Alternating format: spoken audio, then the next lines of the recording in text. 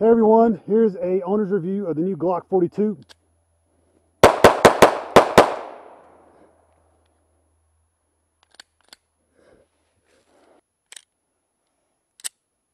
Glock 42, first test fire. It's gonna be awesome.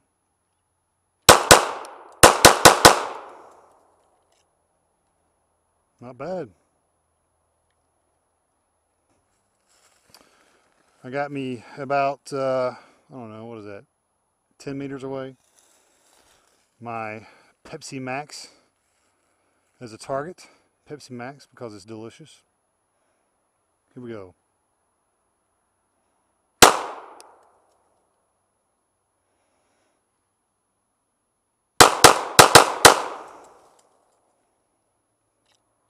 Pretty awesome. Alright, let's see how accurate this baby is.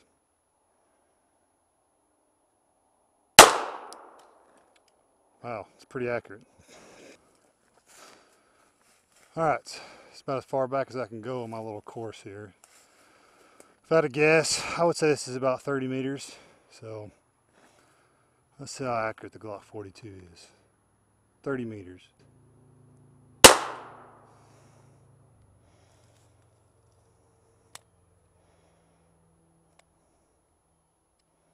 Uh-oh, I've had a malfunction. Failure to eject.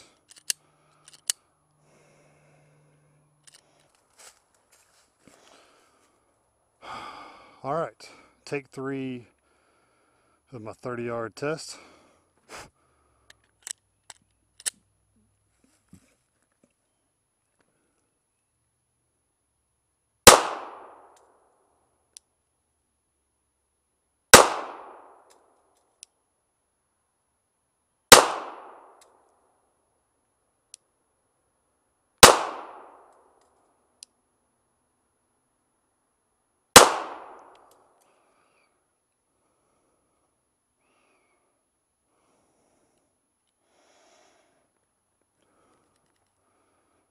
Another malfunction.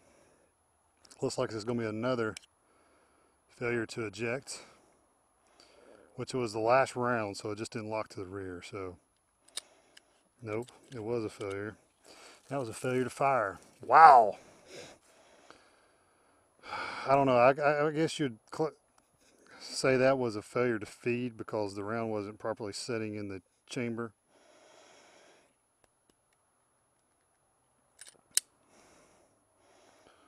That's unfortunate.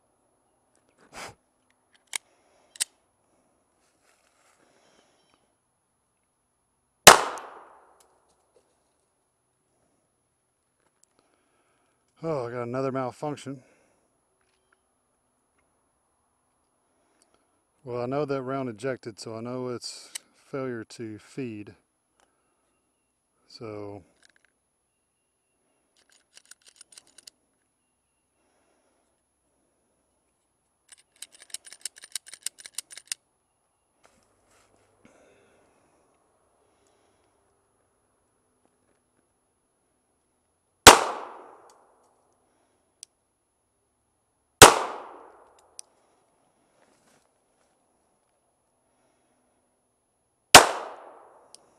you know, the recoil is not bad. It's pretty manageable. Let's try to do a control pair right here, see what happens. Look at that. Fuck. Hello. Today I'm going to do an owner's review of the new Glock 42. I've had this weapon for about 7 months. I've put about 500 rounds through it so far, and I've in all kinds of conditions and all kinds of loads. And so I feel like I've had it long enough now to do a review and get some feedback.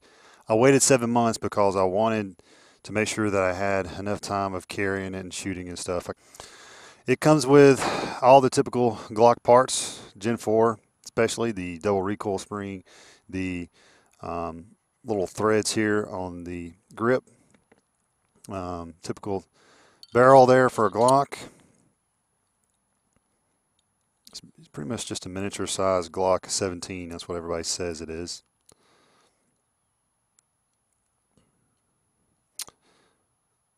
I have some pluses and minuses with this gun actually. It is not my primary concealed carry because, as you'll see later in the video, when I go shoot it, I've had quite a few issues with this gun, some malfunctions. So right off the bat, the pros and cons. Biggest pro is the trigger. Okay, typical Glock trigger.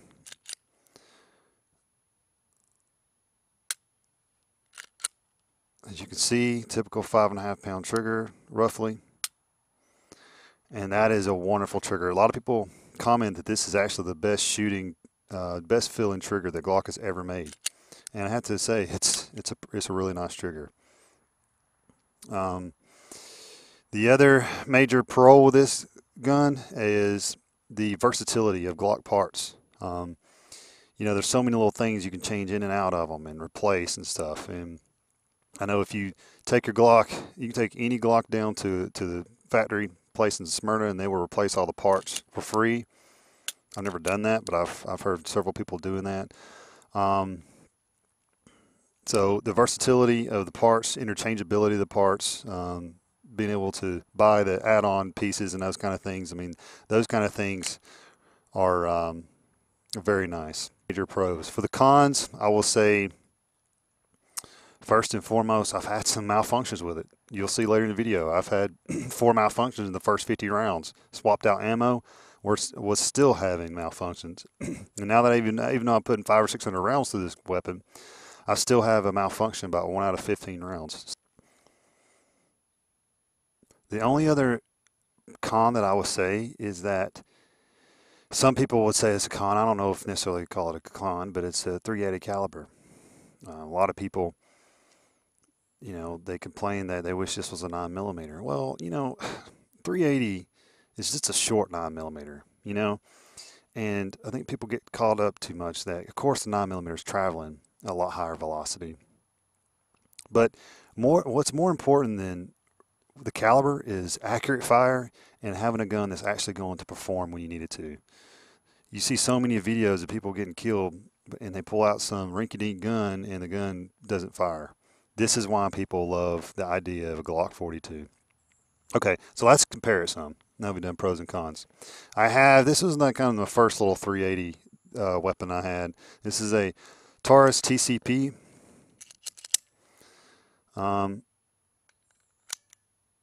This is a pretty good little gun. I mean, I've never really had any major malfunctions out of it. I've put in quite a few hundred rounds to it, but I don't like it. Okay, for several reasons. The one, the trigger, is terrible. You know, trigger's just like 10.5 pounds. It just doesn't feel smooth at all. This gun has quite a bit of recoil as well, so control pairs is going to be pretty difficult to do. So we compare sizes right off the bat, right? You can see the Glock is actually quite a bit bigger. You think, well, it's not that big. Well, you know, when you're talking about concealed carry, a lot of things, every little inch here and there makes a big difference. As you can also see, the Taurus has this rounded edge right here in the trigger weld, where the Glock has this traditional Glock squared off one, which depends on it kind of limits you on what kind of holsters you can put for this weapon. For these little guns, the Nemesis holster is wonderful because it'll fit right into your back pocket and it looks just like a wallet. Okay, you can't do that. I was hoping that this gun would fit into the Nemesis holster, but it will not. So you can see the Glock's a little bit taller, not much. Width-wise, they're about the same. They're both single-stack weapons. You can see the sights here on the Glock is way better than the ones on the Taurus. Okay, so the sights is definitely a plus for this gun. You have real sights. A lot of the little .380s, you don't have any sights at all. You just have whatever, nothing. This feels much more like a proper gun. So as you can see, it's a little bit longer. Okay, it's a little bit bigger, just in a couple of different ratios, but not so much that it's outclassed. I have a couple other guns here just to compare. This is a Glock 27. This is my primary concealed carry. As you can see, lengthwise, it's not really that much bigger than the 42. I actually didn't realize that until I put them side by side. But here's the big difference. Okay, there's your biggest difference between the 27 and 26. And for the long time, the 27 and 26 were the smallest gun the Glock made for a long time. So the Glock 42, you see the same sights. Okay. So the 27 is a little bit fatter. Everything about it is a little bit bigger. And as we have, the last gun I have here for you is the fully sized Glock 22. As you can see, it's like a miniature version of the Glock 22. The Glock 40 is. So you see how small that is. Look at that, trigger well's same length. I don't know why. I guess people get used to their. See, the openings is the exact same. So you can tell. This is a wonderful gun. I've put 10,000 rounds through this weapon right here. I've never had one single malfunction. Not a single one. This one, though, I've put 600 rounds, and I've had probably, 10 or 15 malfunctions. So I'm not going to say that this gun is not reliable yet, because I'm experimenting with different kind of loads, grips, of how I'm actually holding it, so I have pretty long fingers, probably longer than average. You see this gun fits small. When you're shooting, you'll see in the video later as I shoot, the recoil of this gun is actually really manageable, really well. So if you're going to have a 380, I highly recommend this gun. Overall, I think a subcompact 380, I think it's worth $400. Is it my primary carry? No, because it's not been tested well enough yet. More to follow on that. All right, if you guys have any questions or comments, please leave them, and I'll try to answer them. Otherwise, let's jump to the shooting part of this video.